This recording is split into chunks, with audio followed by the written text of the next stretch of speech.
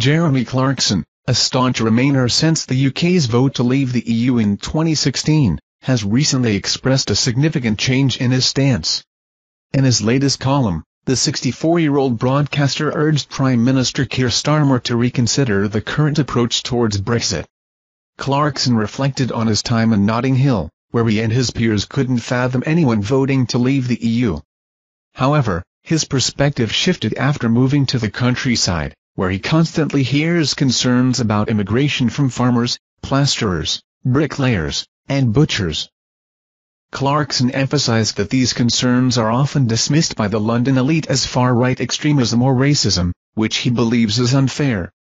He argued that many of these individuals are not extremists but rather the salt of the earth. Clarkson criticized Starmer for not understanding this sentiment, especially as Starmer aims to build closer ties with the EU and has labelled Boris Johnson's Brexit deal as botched.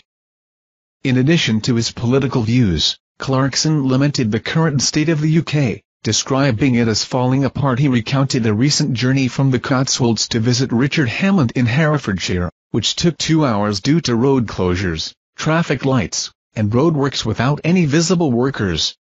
This, coupled with disturbing news stories, contributed to his grim outlook. Clarkson was particularly troubled by the tragic deaths of 3 children in Southport, which sparked riots across the country. He also expressed despondency over former BBC newsreader Helen Edwards, who pled guilty to making indecent images of children. Clarkson criticized the BBC for continuing to pay Edwards despite being aware of his offences for months. According to the BBC's latest annual report, Edwards was paid at least £475k for the year 2023/24, even though he had been off air since July 2023. BBC Director General Tim Davie explained that the broadcaster was informed about Edwards's arrest in November 2023 but continued to pay him due to legal constraints and the need for confidentiality. Davie acknowledged the disturbing nature of the revelations and the complexities involved in clawing back Edwards's salary and pension. Edwards faces a potential jail sentence of up to 10 years and is scheduled to appear in court again on September 16.